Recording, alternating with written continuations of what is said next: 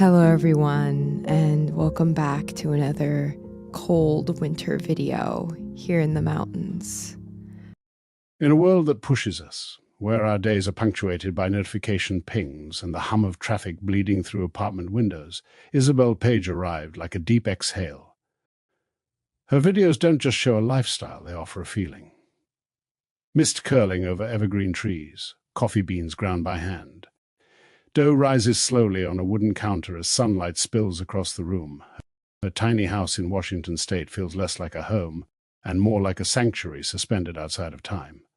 Wait, do you treat YouTube vlogs as cinematic movies or personal daily lives? Let me know in the comments section. It's easy to understand why millions were drawn in. She didn't just participate in the cottagecore aesthetic, she refined it into something cinematic. Every frame feels intentional. Chopping wood becomes choreography. Sweeping a cabin floor feels meditative. The world she presents is quiet, warm, and ordered, a stark contrast to the chaos many viewers are trying to escape. But as her drones lifted higher above the tree line, so did the questions. There's an undeniable tension in turning simplicity into spectacle. The life she portrays is rooted in slowness and self-sufficiency, yet it's distributed through one of the most technologically advanced and commercially driven platforms on the planet. The camera equipment, the editing, the brand partnerships, the monetization strategies, none of that is rustic. It's modern, strategic, and undeniably entrepreneurial.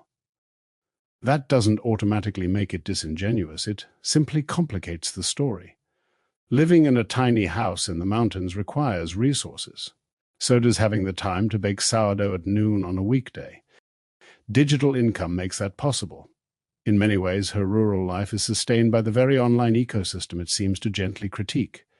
The simplicity is real, but it is scaffolded by technology and revenue streams. The discomfort some viewers feel often comes from projection. We want the fantasy to be untouched by commerce. We want the cabin in the woods to exist outside the algorithm. But in 2026, very little exists outside the algorithm. Even stillness can be optimized. What makes her channel powerful isn't necessarily whether every detail is pure or perfectly organic. It's the emotional refuge it provides. For many, her videos function like a visual detox. They remind people that there are other rhythms available, other ways to structure a day. Whether or not someone intends to move to the mountains, the idea itself becomes soothing. Perhaps the real cost of selling simplicity isn't financial at all. It's the pressure to remain serene. When your brand is peace, there's little room to publicly unravel. The aesthetic of calm becomes a quiet kind of labor. The mountain life may be real, but maintaining the image of effortless tranquility requires effort. In the end, the more interesting question isn't whether Isabel Paige is authentic enough. It's why so many people are searching for something she represents. The longing for slower mornings, for hand-baked bread, for a life measured by sunlight instead of deadlines. That longing is real. And maybe that's why her world, however curated, resonates so deeply. The girl. Isabel's journey began far from the off-grid solitude she now inhabits. Born and raised in the Pacific Northwest, her early digital footprints were those of a young yoga instructor and traveler. She wasn't always the mountain recluse. She was a girl searching for a medium. Before the cinematic cabins, she was living a life of restless leg syndrome, traveling across Australia and New Zealand, earning high-ranking yoga certifications at an ashram in India, and even secretly living in a van while attending school in Hawaii. These years were a crash course in life where she gathered the primitive skills. The sourdough baking, the foraging, the hand-stitching, that would eventually become the pillars of her brand. That medium clicked when she pivoted toward a hyper-aestheticized version of sustainability. Her origin story on YouTube is a masterclass in slow-burn branding. In her early 2020 videos, like the aptly titled Story 16, she confessed to working a city job she disliked, meticulously saving every penny for a year to fund a dream that felt radical at the time. She didn't just move into a tiny house, she invited us to watch her build it, stick by stick, on a patch of land that looked like a scene from Twilight. The timing was impeccable. By 2020, as the world retreated indoors due to global lockdowns, Isabel's channel exploded. While millions were trapped in cramped apartments staring at concrete walls, she provided the ultimate vicarious thrill, the idea that you could simply walk away from society with nothing but a 24-foot trailer, a cat, and a wood stove. She wasn't just a vlogger anymore. She was the face of a movement offering a misty, slow-motion antidote to a world in crisis, the Hidden Foundation. However, as the Cabin in the Mountains series became a viral sensation, the narrative began to shift from inspiration to investigation. While Isabel spoke of saving money from customer service jobs, viewers began to notice the undeniable quality of her surroundings. The farm she was building on wasn't just any wilderness, it was her parents' property, a detail that many felt was glossed over in her self-made narrative. This revelation sparked the first major rift in her community. To some, the family's support was a logical stepping stone. To others, it was the ultimate cottagecore betrayal. It raised a question that would define her career. Can a lifestyle be considered simple or off-grid if it is built on a foundation of generational wealth and high-end digital marketing? We see her washing clothes in a stream and baking bread by candlelight. But here is the question that keeps the internet up at night. Is Isabel Paige a pioneer of a new way of living? Or is she a high-end actress playing a character on her family's private estate? The aesthetic versus the reality. The controversy surrounding Isabel Paige isn't about what she does, but what she doesn't show. Critics often point to the glossy nature of her poverty. In the world of Isabel Paige, there is no mud on the floor, no plastic packaging in the trash, and no ugly struggle. This has led to the primary critique of her work, that she is cosplaying a lifestyle that for most people is grueling and unglamorous. The polished filter of hardship. Homesteading is traditionally a battle against the elements, a cycle of grit, grease, and genuine exhaustion. Yet, in Isabel's cinematic universe, the struggle is sanitized. Viewers have pointed out the glaring absence of common rural headaches. There are no scenes of dealing with pests, no footage of frozen pipes in the dead of winter, and her white linen dresses remain impossibly pristine despite a day of manual labor. This sanitized survivalism creates a cognitive dissonance for those who actually live off-grid. By removing the friction from the lifestyle, she transforms a difficult economic reality into a luxury aesthetic. This has sparked accusations of poverty cosplaying, where the visual language of self-sufficiency is used as a costume, stripped of the systemic and financial pressures that usually accompany it. The heartbreak and the shift. Perhaps the most vulnerable chapter in Isabel's digital history was her relationship with musician Logan Bowden. For years, Logan was the silent partner in her mountain fairy tale, often providing the melancholic, acoustic soundtracks that defined her vibe. Fans were deeply invested in their partnership, seeing them as the ultimate off-grid power couple. However, the dream fractured. In a series of raw videos, Isabel addressed their breakup, a moment that felt like the first real crack in her perfectly color-graded world. She spoke about the difficulty of maintaining a fairy tale image, while experiencing the very human pain of loss and the performance required to keep the channel running. This period marked a shift. She began to transition from her original tiny home towards starting over projects. This proved that while the location and the partner might change, the vibe was her true product. The safety net in the shadows. The heart of the backlash lies in the perceived lack of transparency regarding her financial foundations. While her videos often lean into the solo woman against the wild narrative, internet deep dives have suggested a much more secure reality. The family estate, many critics claim the mountain land she inhabits, isn't a remote wilderness she conquered, but a portion of her family's multi-million-dollar property in Washington. This reframes her journey from one of buying freedom to one of occupying a backyard. The production engine. Her simple videos are captured with high-end drone technology and professional-grade cameras that cost thousands. Behind the scenes, her brother and family have been credited with helping manage the intense labor of her brand, including the production of her tiny pantry cookbook. The aesthetic meritocracy. The danger, critics argue, is the aesthetic meritocracy she inadvertently promotes. When a creator presents a lifestyle that requires significant capital, land, expensive tools, time for editing, as something easily achieved through hard work and sourdough, it can leave viewers feeling a sense of personal failure. They aren't just failing to live simply, they are failing to live beautifully. Isabel is occasionally pushed back, noting that she is an artist first and a documentarian second. She views her channel as a fairy tale designed to provide peace, not a blueprint for survival. However, in the age of authenticity, the line between inspiring art and misleading marketing remains thin, and Isabel Paige continues to walk it with every perfectly framed sunset. The Wealth Whisperers. The most persistent shadow over Isabel's sunny meadows is the question of funding. The self-made narrative is a cornerstone of YouTube's success, yet internet sleuths and local real estate enthusiasts frequently claim that her mountain paradise is situated on her family's multi-million-dollar property in Washington. This geographic detail has sparked a heated debate about aesthetic meritocracy, the argument, the shadow of transparency. Critics argue that by not being transparent about her financial safety net, Isabel sets an impossible standard for her viewers. Her videos present a life that appears to be the result of simple living and saving pennies, yet the reality involves land ownership, high-end drone technology, and professional-grade editing suites.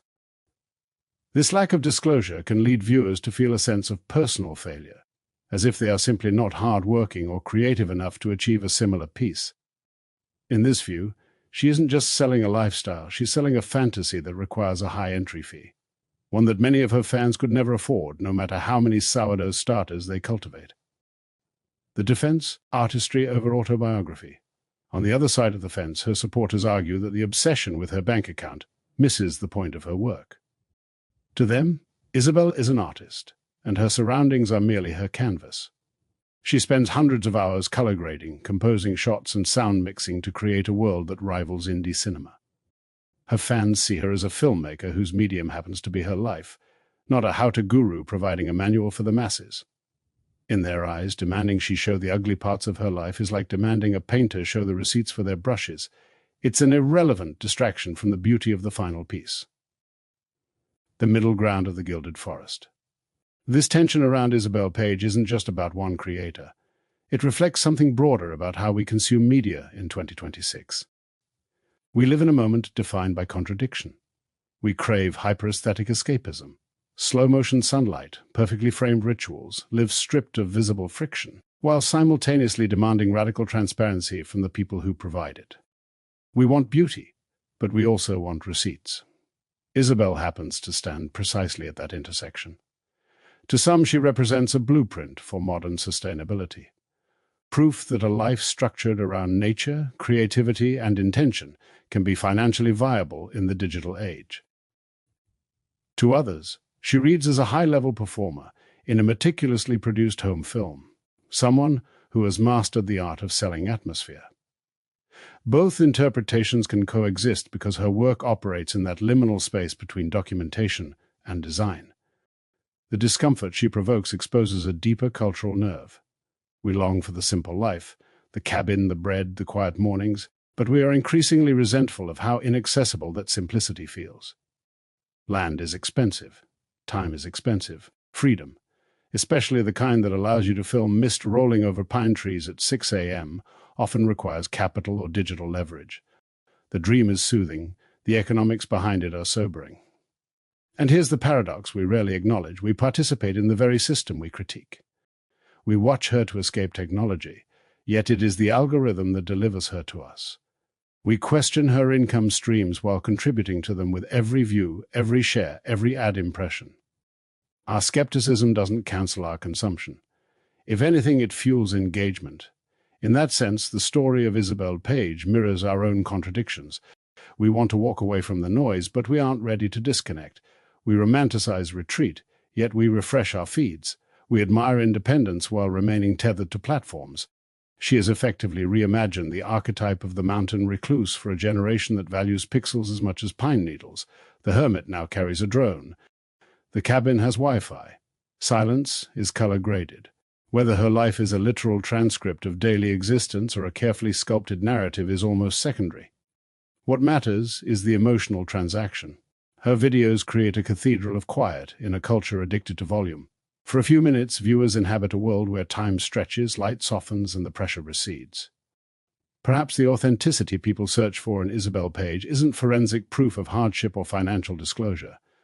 Perhaps it's the sincerity of the feeling she generates, that fleeting, mist-heavy sensation that, if we truly wanted to, we could step off the grid and begin again. Even if we never do, the evolution of a brand. In recent years, Isabel has begun pulling back the curtain, carefully, selectively, on the pressure that comes with living inside a self-created fairy tale. She has acknowledged the quiet strain of performing peace for a camera. When your brand is stillness, every restless moment feels like a betrayal. When your image is youth bathed in morning light, aging becomes something you navigate not only personally but publicly. She has spoken about the performance inherent in her work, the awareness that even authenticity, once filmed and edited, becomes a kind of staging. There's an honesty in that admission. The mountain air may be real, the cabin walls tangible, but the act of capturing life cinematically introduces intention, framing, selection, omission. Her transition from the original tiny home to new spaces and evolving projects was telling. The structure changed, the backdrop shifted, yet the atmosphere remained intact. The mossy forests, the linen textures, the ritualized routines, those stayed. It clarified something important. The physical setting was never the core product. The mood was. The emotional temperature of her world is what people subscribe to. The vibe is portable, adaptable, scalable. That's part of why she remains polarizing. Isabel sits at the crossroads of two powerful currents in modern culture. On one side is longing, the desire to unplug, to move slowly, to live deliberately. On the other side is skepticism, the suspicion that such serenity must be subsidized by unseen privilege. She embodies both the dream and the doubt. For many, she represents freedom from the grind. For others, she symbolizes the uncomfortable possibility that escape itself may be a luxury commodity. What makes her compelling isn't whether she fits neatly into the category of true homesteader or skilled cinematographer. It's that she blurred the lines so effectively that the distinction almost stops mattering. She transformed routine acts, baking bread, lighting a fire, washing dishes, into visual liturgy. Not just content, but ritual. In the end, Isabel Paige didn't merely relocate to the mountains. She constructed an entire aesthetic theology around them, a cathedral of light, wood, silence, and story, streamed in 4K, and whether admired or critiqued, that construction has permanently reshaped how millions imagine the so-called simple life. Ultimately, the story of Isabel Paige is the story of our own modern contradictions.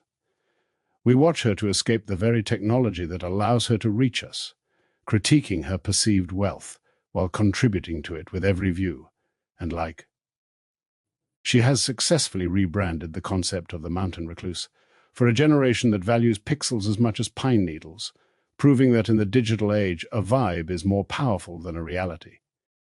Whether she is a genuine seeker of solitude or a brilliant illusionist in a high-budget home movie, one thing is certain. Isabel Paige didn't just find a life in the mountains, she built a cathedral of content that changed how we view the simple life forever. She leaves us with a haunting realization that perhaps the only way to truly find the silence we crave is to stop watching her find it for us.